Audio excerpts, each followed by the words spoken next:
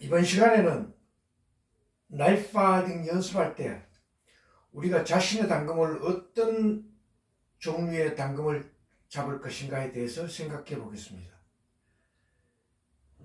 이 당금은 보통 사용하는 칼 손잡이부터 칼날까지 전체 길이가 20cm에서 한 40에서 50cm 가까이 되는 걸로 합니다. 근데 이번 시간에는 24cm 정도, 4cm, 24, 5cm 정도 되는 당금과 40cm 이 전후되는 42cm에서 한 전후 1, 2cm 정도 됩니다. 이 40cm 전후가 되는.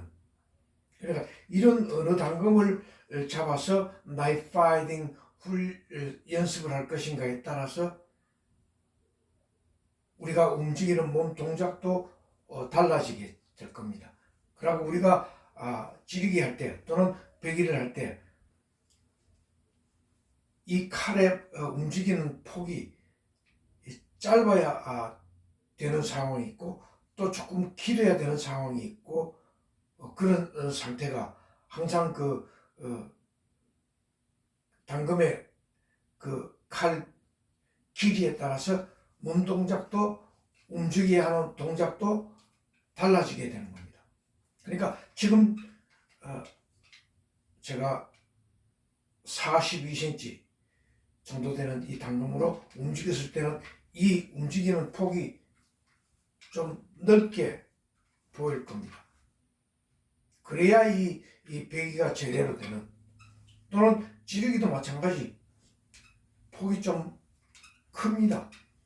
근데 이 짧은 당금은 지르기는 뭐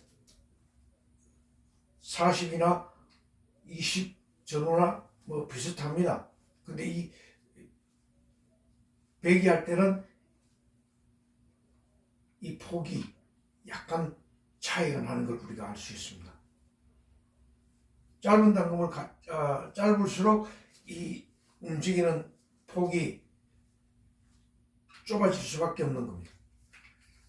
긴 나이프를 당금을 잡을수록 배기를 할 때는 이 폭이 당연히 커질 수밖에 없습니다. 이 칼 길이가 길수록 이 폭은 넓어질 수밖에 없습니다. 일본 캔도가 1m 20 정도 또는 1m 전후가 될 겁니다. 근데 그런 롱소드는 굉장히 폭이 넓습니다. 최소한 1m 이상 이 폭이 칼끝이 움직이는, 그래야 이 배기가 제대로 이루어진다는 겁니다. 짧을수록 쉽게 팔이 움직이지는, 손목이 움직여지는, 그러니까 짧게 해도 쉽게 배기가 된다는 겁니다. 그럼 칼 길이가 짧을수록 불필요하게 큰 동작으로 이렇게 할 필요가 없다는 겁니다. 짧을수록 탁탁탁 이렇게 간단하게 배기가 된다는 겁니다. 짧을수록 이렇게 간단합니다. 탁탁탁 탁탁탁. 짧은 칼로 길게 이렇게 할 필요가 없다는 겁니다. 일본 캔도 카타나 롱소드처럼, 롱소드는 길게 이렇게 움직여야 되죠. 무거우니까 길게, 또 칼을 길이가 길으니까 이 몸 동작과 동시에 이렇게 움직여야 칼이 제대로 베어지는 겁니다. 당금에서는 40 정도 되는 경우에는 이렇게 자기 몸폭 정도, 폭이 그 정도 되겠죠. 20 정도 되는 당금은 간단하게 자기 몸 동작 안에서 밀고 찌르고 배기하는 대각선 수평수직으로 배기와 찌르기, 또는 서큘라 슬래싱, 이렇게 곡선 또는 원으로 배기하는 것도 가능합니다. 근데 이 칼이 길어질수록 원으로 배기하는 건 거의 불가능해집니다.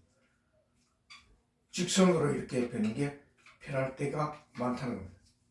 이 짧은 당금일수록 이게 원으로 이렇게 배기를 하기가 굉장히 좋습니다. 실질적으로 그렇다. 지금 굉장히 원을 그리면서 동작도 빨라지고 그 회전 속도가 빨라집니다. 리버스 그립으로 잡을 때 마찬가지입니다. 당겨서 배기,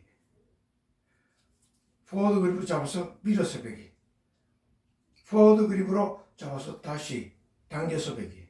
간단하게 짧은 거리에서 원을 그리면서 서큘라 카팅 같은 동작이 아주 짧습니다. 그래서 우리가 나이프 파이팅 연습할 때에 칼 길이에 따라서